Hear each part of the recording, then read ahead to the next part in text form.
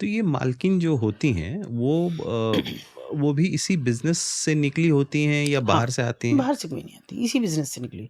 ज़्यादातर नेपाली हैं, राजस्थानी हैं, जो पहले से इस प्रोफ़ेशन में हैं, और हैं इस तरह की, बंगाली हैं, जो रह रही हैं। तो वो जब उनका होल्ड हो जाता है, उनके पास ज़्यादा लड़कियाँ हो जाती हैं, वही मालकिन बन जाती हैं। 2 तरह का है ना, कि एक तो होती हैं जो ब्रोथल ओनर हैं, जिनका अपना वो है, बिल्डिंग है। एक होती है वो जो ब्रोथल कीपर हैं। जो चला रही है। चला एक बिल्डिंग 4 मंजिली है, तो 4 कीपर हो सकती हैं, संचालिका। तो इस तरह तो से ये ऑर्गेनाइज़्ड बिज़नेस है, अनऑर्गेनाइज़्ड बिज़नेस है? बिल्कुल ऑर्गेनाइज़्ड। देखिए, लीगली कहें तो ये अनऑर्गेनाइज़्ड है, असंगठित ही है, और ऐसे कहें तो ये बड़ा ऑर्गेनाइज़्ड है। इसको किसी को कुछ नहीं कहने की ज़रूरत पड़ती, सब सिस्टमैटिकल होता रहता है। देखिए, उदाहरण से बताऊँगी, आपको ऐसे नहीं समझ में आएगा। एक बच्ची मेरे शहर के नज़दीक से गायब होती है। उसको कैसे टारगेट किया जाता है उसके बहुत पड़ोसी से, मुझे भी हैरानी होती है कभी-कभी, जिन्हें मैं समझ नहीं पाई इतने 32 सालों में भी, कि उसका किसी से, वो बहुत दुखी लड़की थी। दुखी इसलिए कि उसके माँ-बाप का एक्सीडेंट में मर गए, 2 भाई और 1 ये बहन घर पे थे, ये बच गए। बुआ ले आई तीनों को, और उस कम्युनिटी से थे कि जहाँ इस तरह के रिश्ते हो जाते हैं, शादियाँ हो जाती हैं। बुआ ने बेटे तो इसलिए पाले अच्छे से कि बेटियों से शादी हो जाएगी। बेटी, उसके बुआ के बेटा था नहीं, तो बेटी का पालन-पोषण ऐसे हुआ कि वो बस जाती नहर पे और कपड़े धोती, धोबी थे वो, और वापस चली जाती। रोटी मिली, नहीं मिली, बहुत कमज़ोर सी, बहुत ही मतलब बदहाली में। ऐसे में किसी लड़के जो वहीं नहर पे आता होगा नहाने-वहाने, आस-पास के गाँव के बच्चे आते रहते हैं नहर पे, उसके साथ थोड़ी उसकी आत्मीयता बढ़ी। उसने आप बीती बताई उसको। थोड़ा-सा उनमें आकर्षण बढ़ा, तो लड़का समझदार था, उसने एक दिन ये कहा कि देखो, मेरा और तुम्हारा आगे कुछ नहीं हो सकता।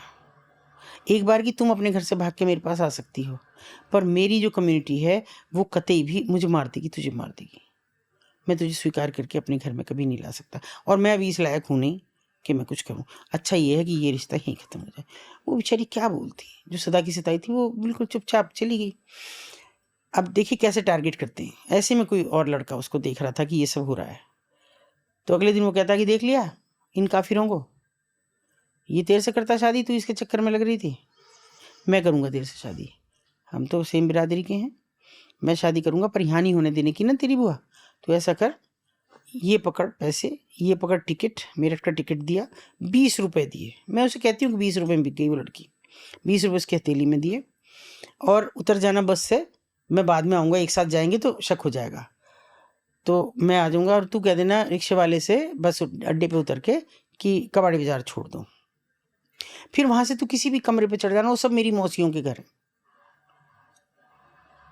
मूर्ख लड़की बैठ गई है।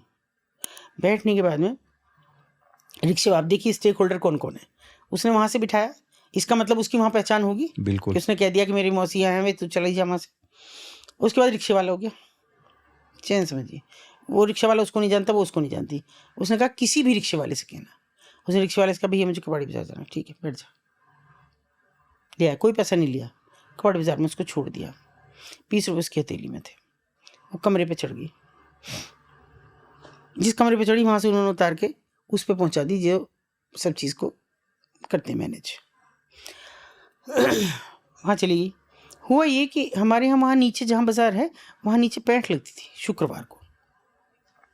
पता नहीं उस दिन मैं अपने घर से आ रही थी अपने मायके से, तो ऐसी पैदल, वैसे मैं जनरली क्या करती हूँ वहाँ, मैं अगर मुझे ऊपर नहीं जाना होता तो मैं दुपट्टा उपट्टा डाल के मुँह बांध देती हूँ, नहीं बेकार क्यों डिस्टर्ब करना उन्हें। खिड़की पे खड़ी हूँ, पीछे हो जाती हैं, दरवाजे बंद करती हैं। पहचानते भी होंगे तो उनको लगता होगा हाँ, फिर कुछ बात परेशानी होगी। होगी। नहीं, ऐसे भी वो बेचारी थोड़ा शर्म भी करती हैं, तो दरवाजे वरवाजे बंद कर लेती हैं कि ऊपर आएंगी तो फिर डांट लगेंगी। तो जो उनका मुख्य सबसे बड़ा पिंप था, वो उतर रहा था वहाँ से एक जीने से। अब वो इतनी भीड़ होती है और इतनी कंजेस्टेड जीने के, उतरता हुआ आदमी दिखता नहीं है, लेकिन जैसे ही वो अचानक सामने आया तो मैं भी थोड़ा सा चौंक गई, वो भी। तो पता नहीं मुझे क्या हुआ, भगवान जाने। मैं कहती हूँ हमेशा इस काम में कि मुझे पता नहीं कैसे ऊपर वाला ही घसीट घसाट के लाया, पता नहीं मेरा क्या होगा ऊपर जाके। मैंने उसके कंधे पे हाथ रख के कहा बहुत उड़ रहा है, एक दिन तेरे टांगे काट दूंगी ये। और मैं यूं कह के मैं चल दी, ऐसे कह के बस उसे। उसने कहा रुको रुको रुको 1 मिनट। मैंने कहा जी यहीं लड़ाई होगी जो भी होगी। उन्हें एक रिक्शे वाले को आवाज़ लगाई कि बहन जी को इनके ऑफिस छोड़ के आ। उसे 20 रुपये दिए। मैंने कहा मैं चली जाऊँगी अपना, हाँ बैठ जाओ। मैं चली गई। मेरे से पहले वो मेरे ऑफिस में था बाइक से। मैंने कहा, यहाँ क्यों आया? तो उसने कहा, वहाँ नहीं बता सकता था, एक लड़की आई है, उसे निकाल लो। उसने ये सोचा, जब उसने मुझे बाद में बताया, उसने ये सोचा कि मुझे पता लग गया अच्छा। लड़की आई है और इसके कमरे पे, जो इसकी कीप है उसके कमरे पे है तो ये इसलिए मुझे कह रही है तेरी टांग काट दूंगी। तो इन्हें पता तो है ये कुछ करेंगी, इसलिए वहाँ पहुँच गया।